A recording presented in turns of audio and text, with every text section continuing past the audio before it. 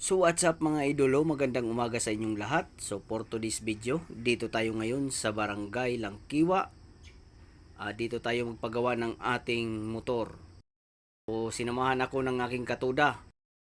So, shout out sa aking katuda na si June. Langkiwa. Nagkaroon tayo ng problema sa ating motor. Ang sira is lining. So napudpud na kanyang lining. 6 years na yan yung aking motor.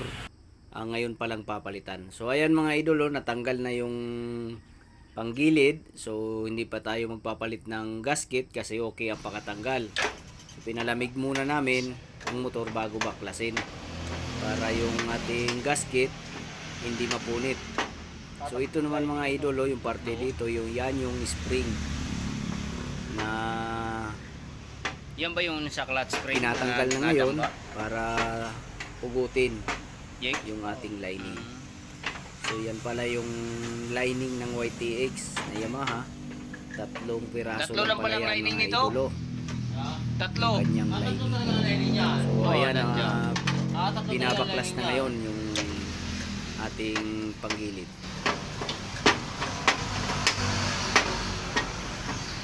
Siyempre, nung kami ngayon nasiraan niya sa papuntang Naik, ang hirap. Wala magkalas pag may sector na ganyan, walang purang kabit. Purang pagpakabit, purang pagpaano. Dapat, kung single, madali lang yan.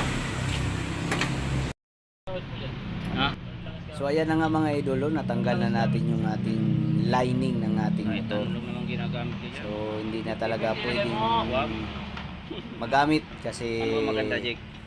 halos pudpud na. Ha? So may sunog na rin na parte. Ano mo problema sa lining. So pwede pala ito mga idolo yung takasago ng lining ng barako. So yun ang ikakabit natin mga idolo. So ito yung lining na ating ibabalik na bago. So ikakabit natin dyan yung ating lining. So binababad lang ng kunting langis mga idolo para swabe ang kabit. So ayan na pinapatulo muna yung langis. Tiningnan naman yung ating clutch bolt. Okay naman siya, wala naman siyang sira pa. So ito mga idolo, ayan Maganda ang pakabukas. So Hindi yan, nasira yung gasket. pulido ang Hindi pa pagkagawa tayo bibili ng bago. ating gasket. So hindi tayo Dinadahan magpapalit. So lalagyan na lang Quality natin gumawa, ng gasket malinis. maker. Pulido gumawa. So yung tinatawag na 1-in-1 sa pandikit. A few inches later. So andito tayo ngayon mga idolo sa aking na namang duty. Dinala ko yung aking motor. So ito yung pinagpalitan kahapon.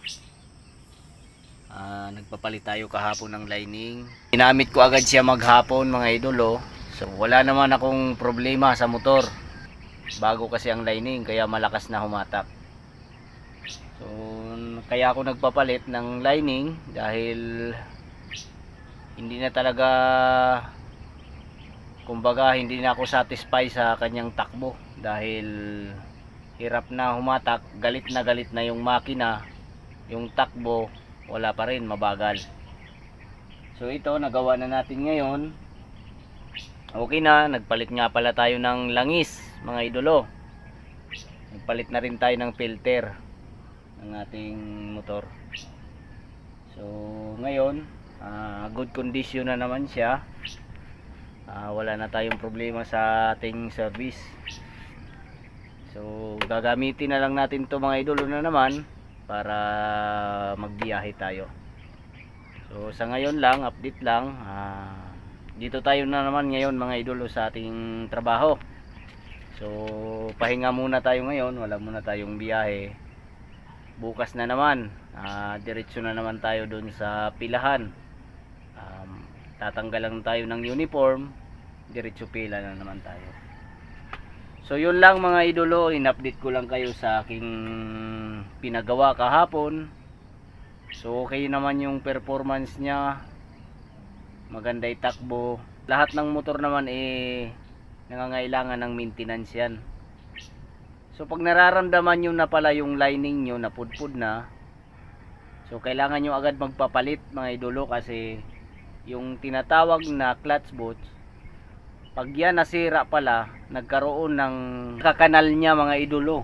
So magkaroon ng kanal yung clutch bolts. Papalit ho kayo noon. Medyo mahal ang tinatawag nilang clutch bolts.